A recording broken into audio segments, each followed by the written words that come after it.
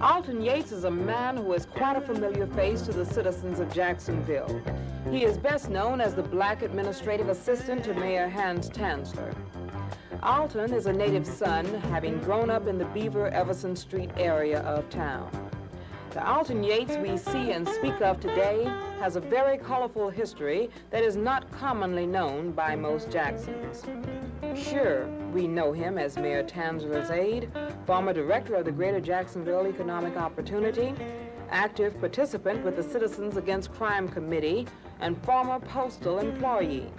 But there are other sides of Alton.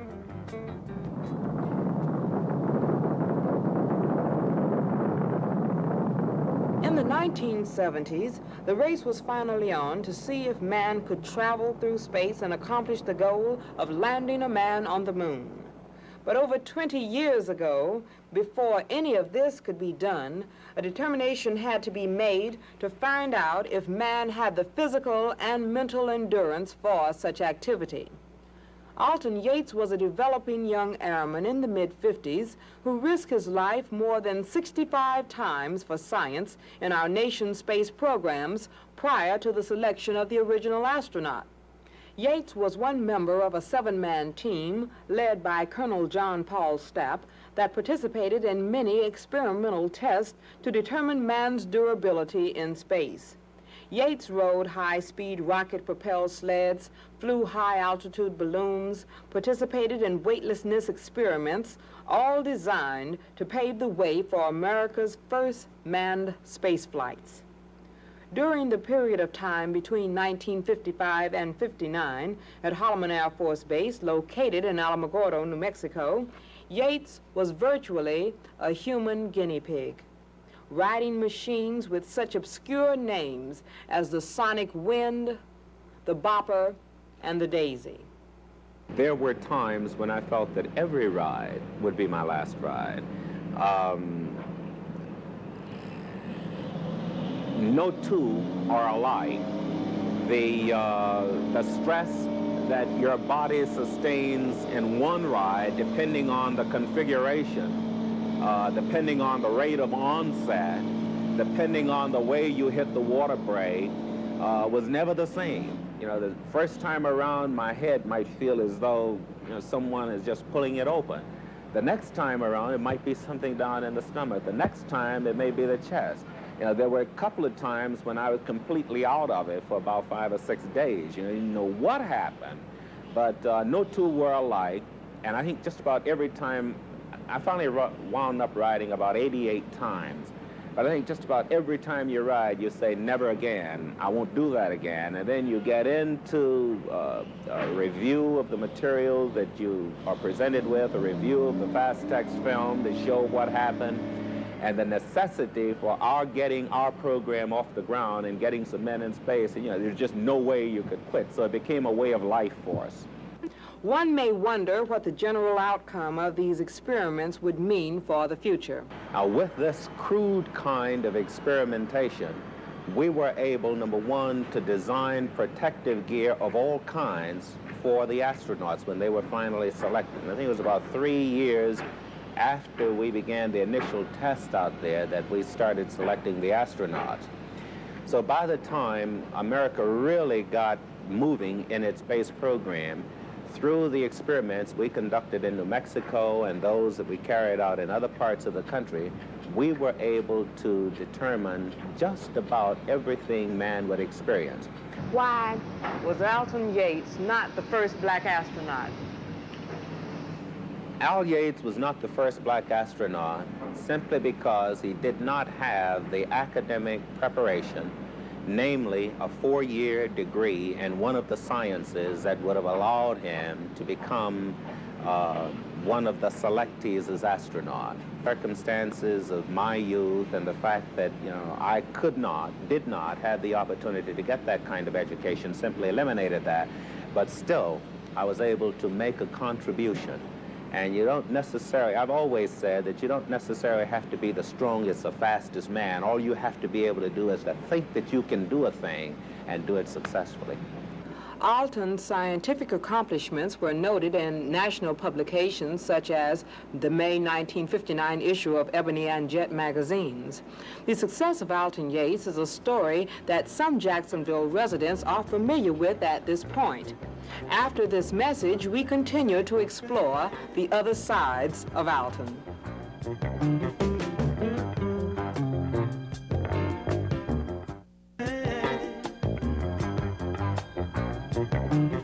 The workers on the 14th floor of City Hall maintain a constant pace of activity. The day can be a very hectic one, especially for Alton Yates, as he performs his daily functions of administrative assistant to the mayor. One moment, Alton is presenting a plan to Jack Newsom in reference to a proposed recreational facility for Northwest Jacksonville residents. He then attempts to pin down another aide to the mayor, Kevin O'Melia, regarding pending manpower issues for the city. Or when his busy schedule needs adjusting and he cannot figure out the best way, his faithful secretary, Evelyn Mosley, steps in and provides that needed assistance. Yates has served as administrative assistant for the past 3 years. The position was not a mere coincidence. Yates was selected as one of 22 participants from a list of 8,000 applicants to receive a National Urban Fellowship from the Ford Foundation. Upon returning to Jacksonville, he was employed by Mayor Tanzler to basically assist him in community affairs and to concern himself with all areas of community matters. Yates feels that the position of administrative assistant is crucial to the total community. The assistants are there to help citizens find their way through the maze of government.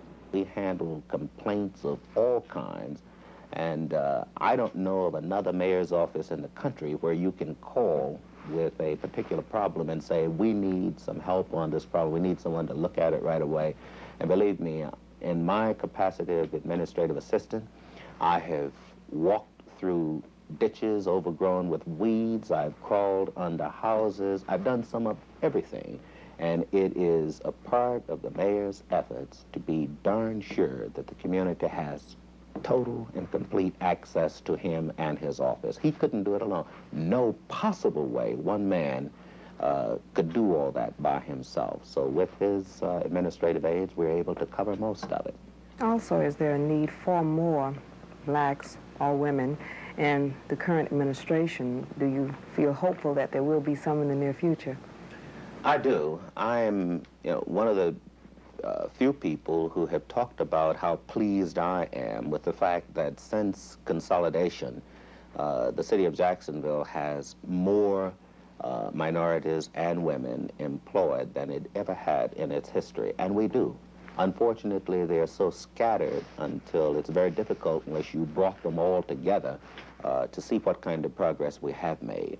I say that we have made progress. I recognize the fact that there is a tremendous amount of progress yet to be made. We've come a long way, but we still have a long way to go.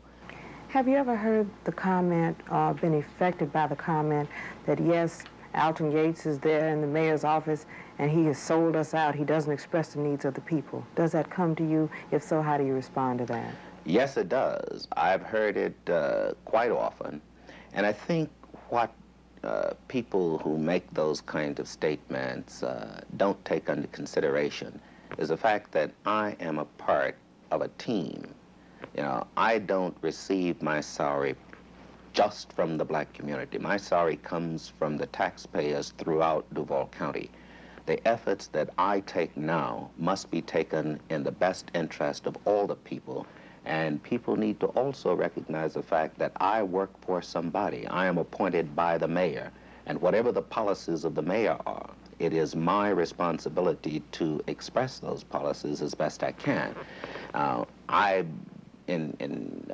Being interviewed by the mayor for this position, I indicated to him that if there was ever a time when I was asked to do something that I felt contrary to the best interests of the black community especially, but to the community of Jacksonville, that I would have to indicate to him at that point that I didn't go along with it, and if I were going to be pressured into taking some kind of action that I felt was adverse to my people or to my community, that of course I would have to leave his employment.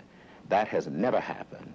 It has never happened with me, and I don't know of an occasion where the mayor of this city has ever asked anyone to do anything that was not in the best interest of the people of this community. So I'm not really bothered by it. I've been through that storm before, and I usually just say a silent prayer for people like that. Mayor Tanzler provided some thoughts about the aide he selected to work side by side with him. I first met Alton as an urban fellow. He came on the staff over 3 years ago. He was a little bit reserved, a little bit quiet, and it's been a pleasure for me to watch him blossom in confidence and take a more active, aggressive role in day-to-day affairs here on my staff. He has steadfastly continued to assume even greater responsibility on a monthly and yearly basis, and I've not come to know him really personally and socially and otherwise, and just an outstanding individual. And it makes you very proud that you can make a choice like that sometimes and to see it really work out perfectly. And in his case, I think it's worked out absolutely perfectly. I've certainly enjoyed working with him, and I'm very grateful to have him on my staff, and I hope I can keep him. Yates will talk freely about his days as director of the Greater Jacksonville Economic Opportunity Incorporated. During his term with GJEO, all was not a bed of roses for this struggling anti-poverty agency. Many internal problems plagued GJEO, but Yates and a competent staff overcame most of those difficulties. Yates describes those years as some of the most rewarding and frustrating times. Frustrating in the sense that there never seemed to be enough money to do all the things that needed to be done as far as our attempt to eliminate poverty was concerned. But rewarding in the sense that we were able to fulfill a tremendous need in this community. I first became director of GJEO.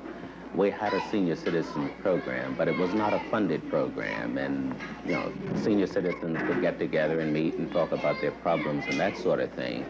And it was during my administration that we funded the first senior citizen program that GJEO operated. And in addition to that, we dispelled the myth that once a person reaches the age of 65, they can no longer be productive. One of the other programs that was not initiated under my administration, but that was strengthened and really grew to enormous size under my administration, and one of my favorites was a Head Start program. And, what more can we do in order to ensure the quality of life for people than to begin with the youngsters? There were two classes of people whom I was mostly concerned with and who held, just a vast spot in my heart, and they were the elderly and the young. Youngsters, they can't get out and fend for themselves, but if we can give them the proper foundation, the proper educational foundation through programs such as these, then of course we don't have to worry about them getting caught up in this vicious cycle that we call poverty. Community service agencies such as this can add to the betterment of life for all people, regardless of their income level in this country. And it gives those persons who heretofore had not had an idea to put their plans and their program objectives into action, an opportunity to do that. Many of the programs that you see here and programs that have become national emphasis programs were designed by people who had less than high school educations. These people had something to offer, and through community action agencies, which gave them an opportunity to expand on those ideas and gave them the technical assistance they needed, we were able to, I think, justify the continued existence of community action agencies forever. It's a part of the American scene. And as long as we have poor people in America, I think we're going to have a need for programs of this kind. Alton's involvement with the community started a long time ago. He was a vice president of the NAACP Jacksonville Youth Chapter, and while involved in this activity, he participated in several marches to integrate public facilities in downtown Jacksonville. While a high school student at New Stanton, he was an avid participant in many groups. A man who risks his life more than 65 times or carries the sometimes heavy burden of keeping constant contact with a busy and complicated community can seek a quiet and relaxing form of relating to himself and his environment. There is a side of Alton Yates that he diligently worked on and developed during his formative years of education. In elementary and high school days, Yates studied general music and voice with one of Jacksonville's most outstanding instructors, Dr. Alpha Hayes Moore. The young baritone was offered a scholarship to the Juilliard School of Music, but because of an obligation to serve his country, this move was hampered. Dr. Moore will never forget her former student, who studied in the music room of her West 8th Street home. Mrs. Moore, I understand the piece that you were just playing was one of the selections that your former student, Alton Yates, practiced and rehearsed with you. You're quite right. Tell us about the student, Alton Yates, when he was with you.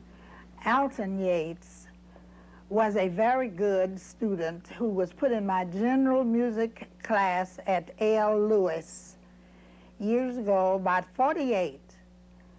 And I was very much impressed with his dedication to his music classes and the quality of his voice. And I then began to give him short solos. And he just was a leader in his section.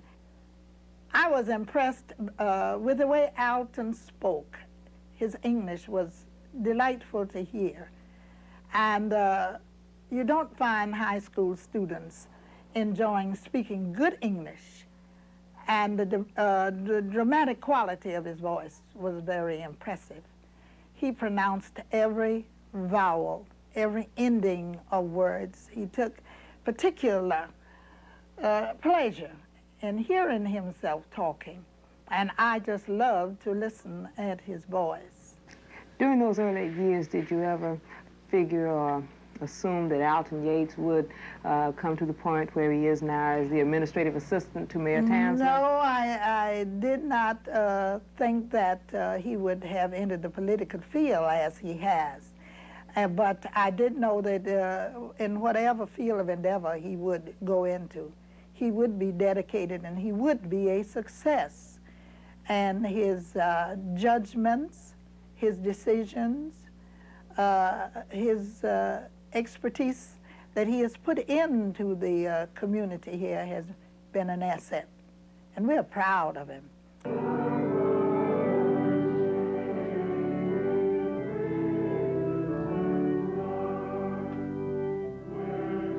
Alton and Gwendolyn Yates feel that religion plays a major portion in their lifestyle.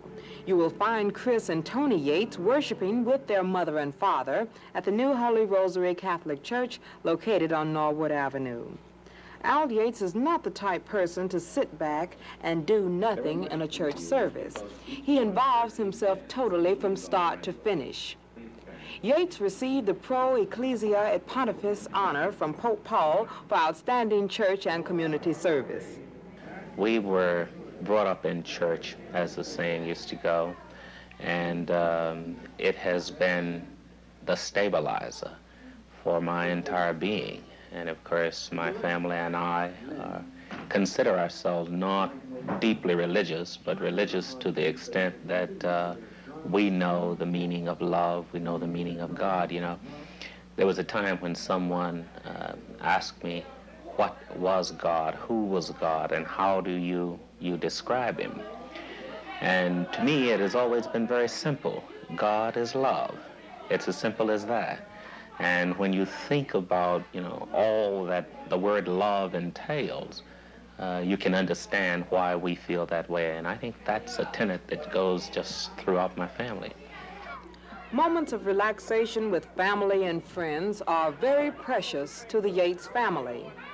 The Yates home on Ribault Scenic Drive is normally a gathering place on a Sunday afternoon where the kids can enjoy a dip in the pool, or Alton and Brother Ken can experience an unexpected dunking with all clothes on. But the quiet moments come over the dinner table. I didn't know she wanted to, go with me, so I asked this other girl first, Then when I found out, I just couldn't break the date with the other girl. Oh, good. So, That's quite noble. But I tried hard to do it. No. They got mad at us because they weren't loud enough, and so we started cheering on every chant they did. The discussions over dinner are extremely interesting, and for that reason, and another one, my wife, I try to be home at dinner time, and I'm able to be home more at dinner now. I might have to have dinner and then race out someplace, but at least I get that opportunity to sit and converse with my family and listen to their reports, and then after they've had an opportunity to unload, I unload. Alton Yates has not always lived on Ribault Scenic Drive with the beauty of fish hopping in and out of the water, boats zipping back and forth, or even his own swimming pool. If the young Al Yates wanted to swim in the early 1950s, the newly opened Jefferson Street pool was his hangout. The neighborhood children of the old La Villa section of town experienced many good and bad times. Two people that remember Al Yates very well are Mrs. Cora Johnson and her grandson Albert. The Johnsons considered Alton as one of their own. Many good times were shared by the children of Al Yates' old neighborhood, and these times are still very vivid in the minds of Albert, Mrs. Johnson, and Alton. To bring it all back, but I'll tell you one thing. Most of our fun was out in the woods. Now, we'd leave here, we'd go way out on by the federal ice house. It's the city ice house now, but it used to be the federal. Well, out there we had a big swimming hole out there where we private, so nobody could see us, And then after that, we would tour the woods, catch the turtles and bring them home and cook them, eat them. Oh, yes, cook them and eat them. We must have had our own clubhouse back there built. So we'd bring it back and cook and eat. You were talking about that clubhouse. Tell us about that. At the clubhouse, that was our private hideaway when we wanted to get out of the public view, and we had our meetings. All of us, all the kids in the neighborhood had to come to the meetings to talk about our next projects. One of the other things that Albert taught us to do, in addition to teaching us how to hunt and how to shoot and how to fish and that sort of thing, he taught us how to organize ourselves. He taught us how to put an organization to work for us. We had our own little secretary and president, and he prepared us also for the military. We had our own little armies out there. We'd have one side was the enemy and the other side was the Americans, and we'd fight each other like cats and dogs. He taught us how to make rifles and that sort of thing, and so we played war. All of them was my children, that's all. They were just all my children. They were just in and out my house whenever they got ready, and I was just happy. They just felt like mine, that's all. How did you feel just a few minutes ago when you saw Alton coming up? Didn't know him. Didn't know him. I just came out the kitchen and sitting there talking. I spoke, and he said, well, I declare, look at you. And I looked at him and I said, for God's sake. And I don't know when I've seen him. I've been hearing of him, asking about him, And I tell you, I feel happy. I really feel proud. God knows, because there's so many, that have just strayed off and made nothing, of themselves. And I just feel fine. I knew his mother, his sisters and brothers, and now I wouldn't know them if they come up here now. I knew all of them, but they've been away from, from around here so long. Yes, Lord, I knew all of them. There was one thing about this neighborhood. All of the ladies who lived here were our mothers. They were just like our mothers, and if we attempted to do anything that our parents wouldn't accept, you know, we had to account for all of them. Oh, By the yes, time we all got of us home, were you know, we were, chastising, oh, you yes. know, and the Keep 'em in children line. wasn't, but they wasn't nasty, you know, and sassy and cursing going on like they do nowadays. That wasn't going on. You would never hear any of that. The children were very obedient. They were children, you know, like children would be, you know, but if you would speak to them, they would listen to you. You would have no trouble. The neighborhood of Alton Yates has not changed much. Some of the children growing up now remind Alton of the way it used to be for him. But for Alton, the neighborhood was a basic foundation for his life. I think this gives you a fairly good idea about where I grew up, and in talking with some of the people, you can understand what I mean when I say that all of the children in the neighborhood belong to all the people in the neighborhood, because the people around here really cared about us, and they let us know that they care. And there were times we weren't really as good as everybody say. There were times when we did some of the devilish little things that children do, but we were corrected, and we were corrected by anybody, you know, any parent or any adult knew that they had our parents okay to chastise us, you know, to punish us when we did something wrong. And the punishment would be in the form of go out there and pick up the paper or pick up some trash. And there were one or two who didn't mind, you know, giving us a spanking anytime they felt we needed. The only difficult part about the spanking was that if a neighbor did it, when you got home, your mother or your father was going to give it to you too. So you had to be extra careful when you were away from home so that you didn't create some unfavorable conditions for yourself when you got back home. But I don't believe there are any friendlier people anywhere in this country. I've never ran across any, and of course you know that I've traveled extensively, and I've never met anybody who cared about other people's concern and welfare as much as the people around in this neighborhood did. This is a part of my childhood that I am still extremely proud, because I think this gave me the kind of foundation I needed to be a contributing member of this society.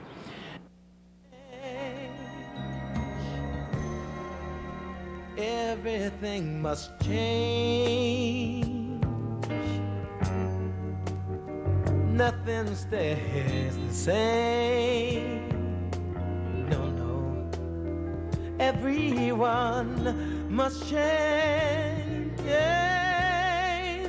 Nothing stays the same.